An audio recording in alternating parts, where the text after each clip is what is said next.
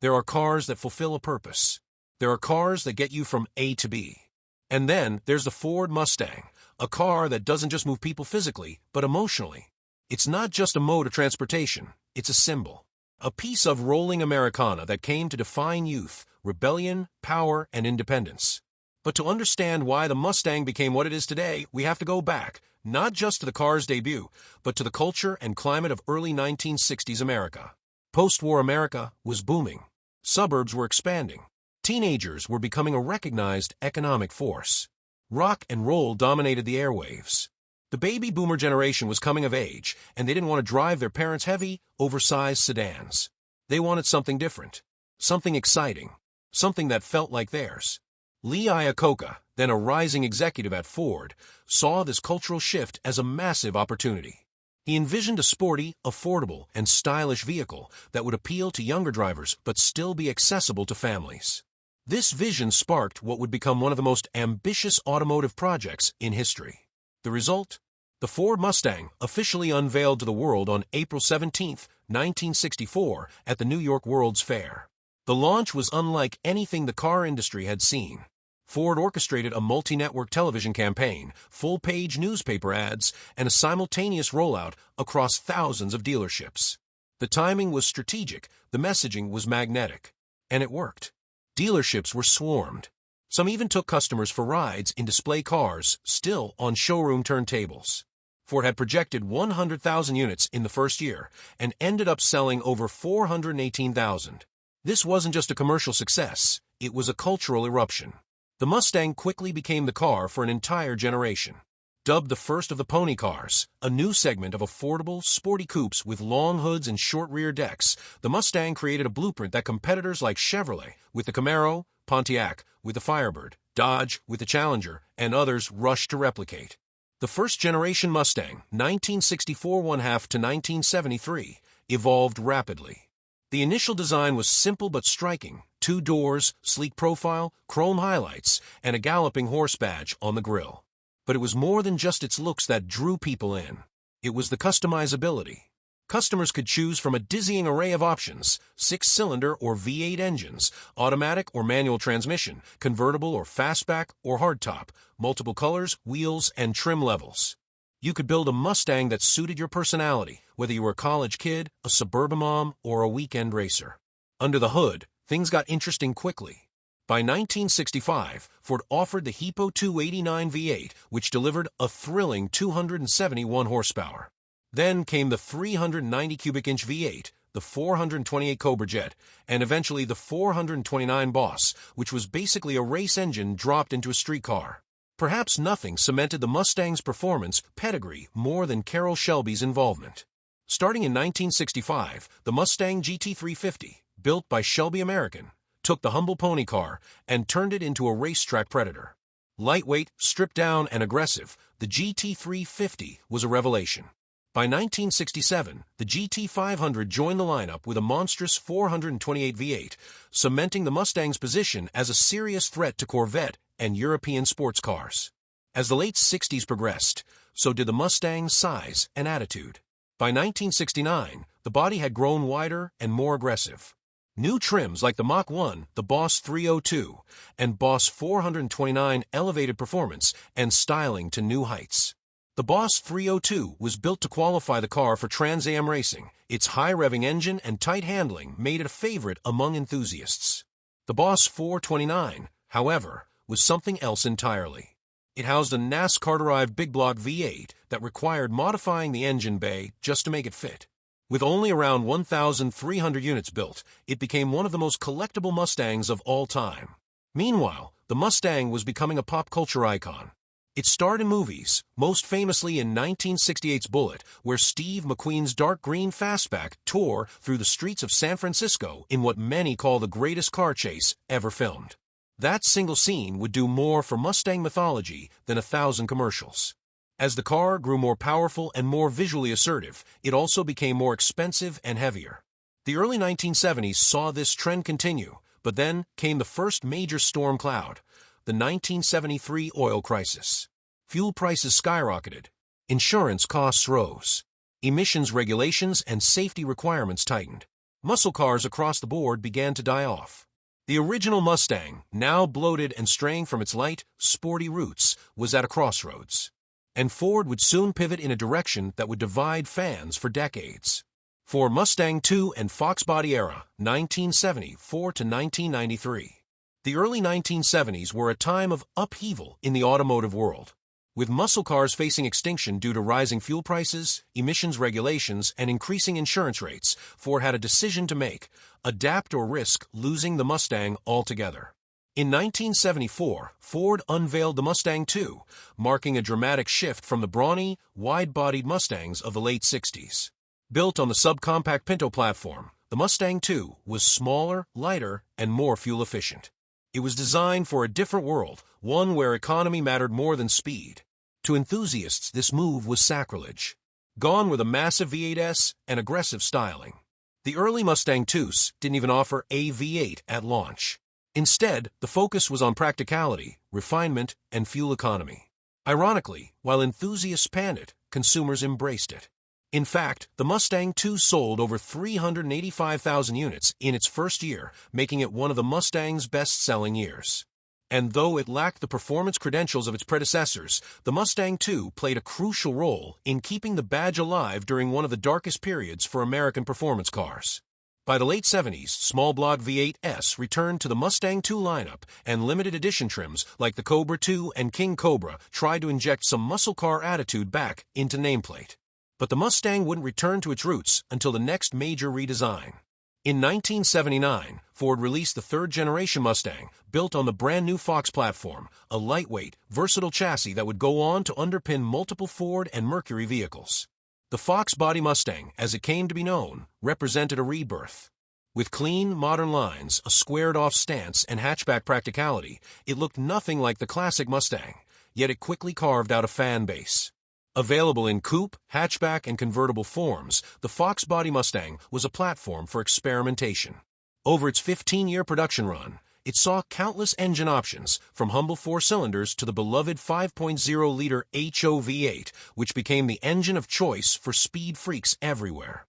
By the mid-1980s, the Mustang GT was delivering serious performance again.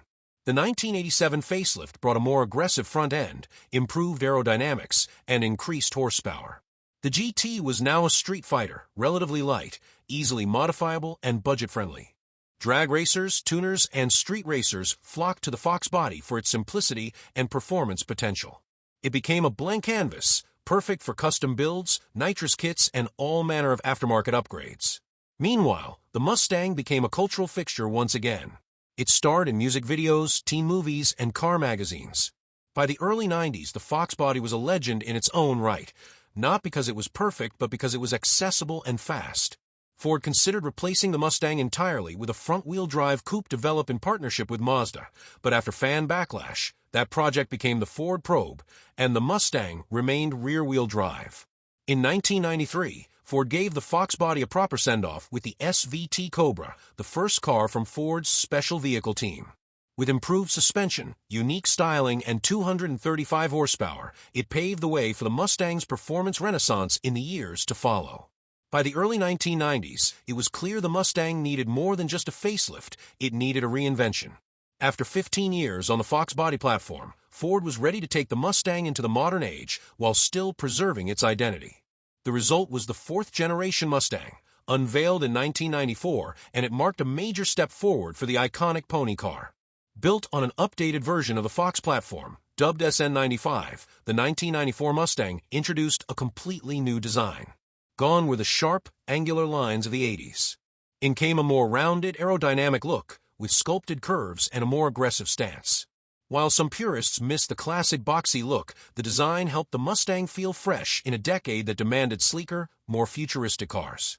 Under the hood, the base Mustang came with a 3.8-liter V6, while the GT was powered by a 5.0-liter V8, an engine beloved by Fox Body fans and now further refined for the SN95 chassis.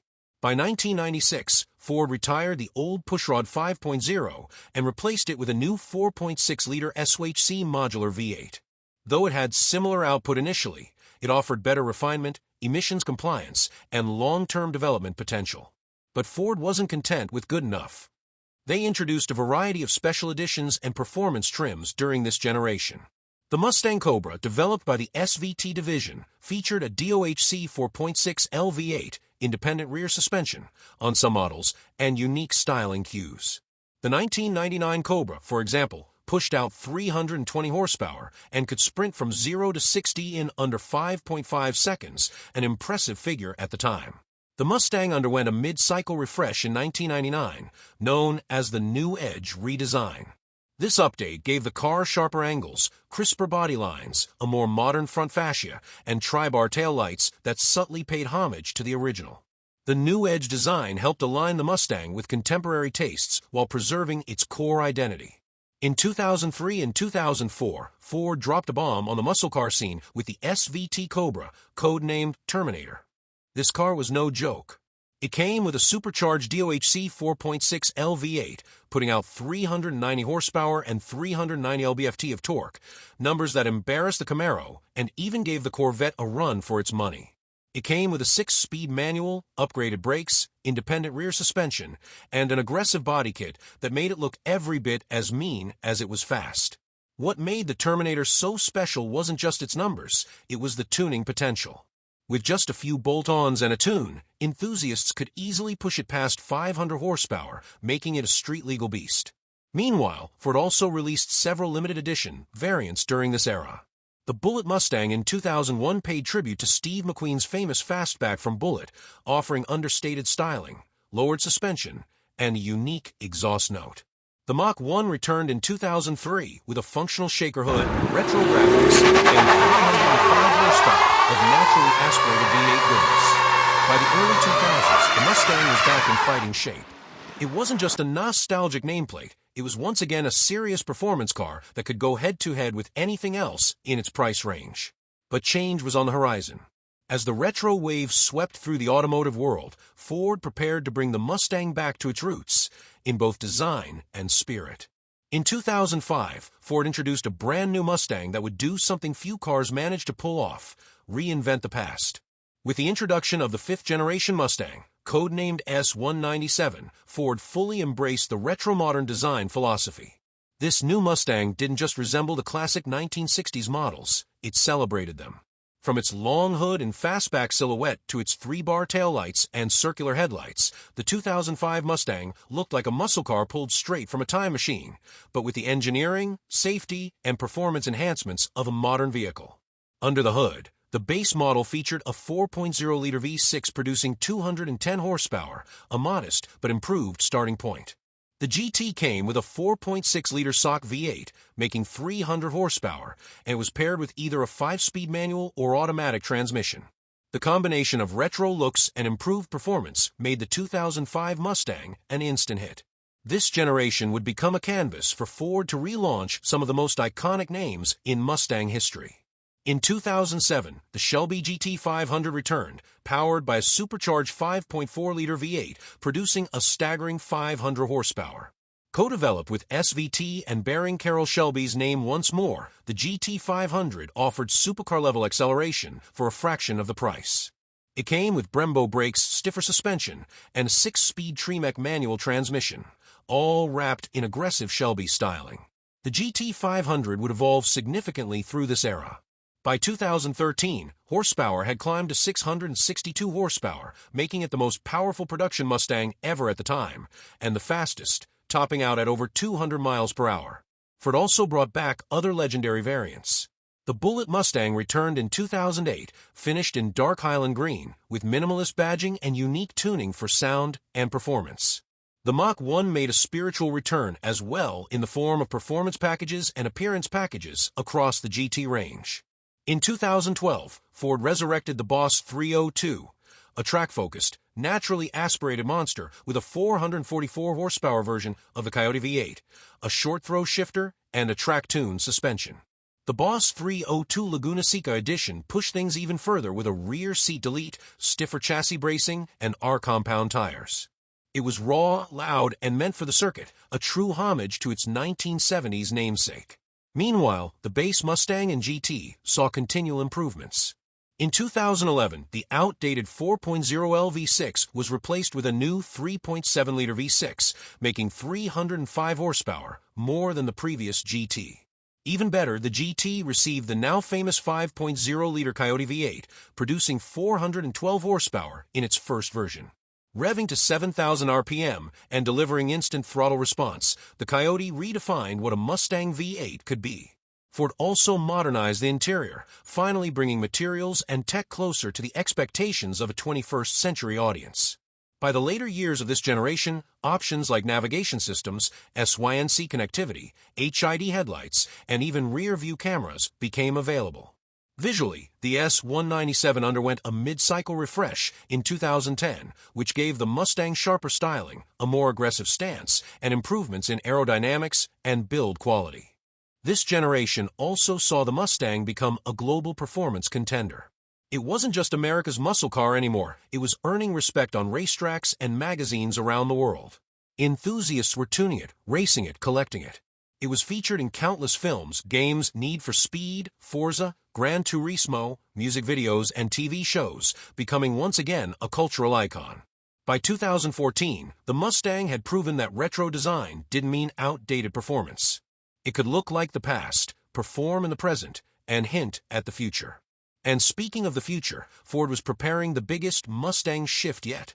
The sixth-generation Mustang, introduced in 2015, marked a major transformation, not just for the Mustang, but for Ford as a brand. This was the first time the Mustang was built from the ground up as a global vehicle.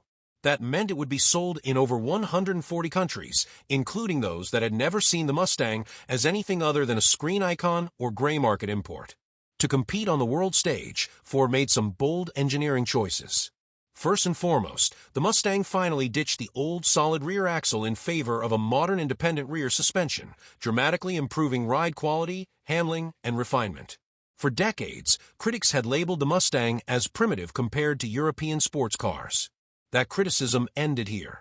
Another controversial change was the introduction of a 2.3-liter EcoBoost turbocharged four-cylinder engine, the first time since the 1980s that a four-cylinder had appeared in a Mustang. While traditionalists scoffed, the EcoBoost offered impressive performance, solid fuel efficiency, and opened the Mustang to a broader global audience where fuel costs and engine taxes made large displacement V8s impractical. The Mustang GT, of course, continued with the Coyote 5.0 LV8, now making upwards of 435 horsepower, with a glorious exhaust note and rev-happy character. Performance, build quality, and tech all reached new heights. The interior was refined with available digital displays, customizable driving modes, and advanced safety features like lane keep assist and adaptive cruise control. But the performance envelope didn't stop there. In 2016, Ford released the Shelby GT500, a naturally aspirated masterpiece powered by a 5.2-liter flat-plane crank V8, nicknamed the Voodoo. Producing 526 horsepower and revving to 8,250 RPM, the GT350 wasn't just fast, it was surgical, precise, and thrilling. Its track capabilities, steering feel, and engine response placed it in the same breath as European sports cars, costing twice as much. Then came the GT500 in 2020, a different beast altogether. With a supercharged 5.2L Predator V8, 760 horsepower, and a dual-clutch 7-speed transmission, it became the most powerful production Mustang ever built. It could do 0 to 60 in around 3.5 seconds and dominated both drag strips and road courses. Visually, the S650 Mustang evolved over time. A facelift in 2018 sharpened the front fascia, improved aerodynamics, and introduced new lighting signatures. Interior materials improved, and the optional 12-inch digital instrument cluster added a high-tech touch to an otherwise analog legend. Meanwhile, Ford leaned into special editions and tributes. The Bullitt returned in 2019 with Highland green paint, subtle detailing, and a 480-horsepower version of the 5.0 LV8. The Mach-E returned as well, a track-ready GT with parts borrowed from the GT350 and GT500, creating a sweet spot between everyday usability and weekend thrills. But the biggest shakeup came in 2021, when Ford introduced the MustangMachE, a fully electric crossover SUV wearing the Mustang name. It sparked debate. Should an electric SUV be allowed to share the badge of a V8-powered muscle icon? While controversial, The Mach-E helped Ford redefine Mustang not just as a model, but as a performance sub-brand. It proved immensely successful, particularly in Europe and China, and showed that the Mustang spirit could adapt to an electrified future. By the time the seventh-generation Mustang was revealed in 2022 for the 2024 model year, the world had changed. But the Mustang remained a defiant symbol of individuality, emotion, and performance. It kept its rear-wheel drive layout, offered a 6-speed manual transmission, and retained its thundering V8, even as competitors went fully electric or disappeared altogether. In a world of silent EVs and digital dashboards, the Mustang still gave you the option to hear your engine scream, to shift gears manually, and to take the long way home.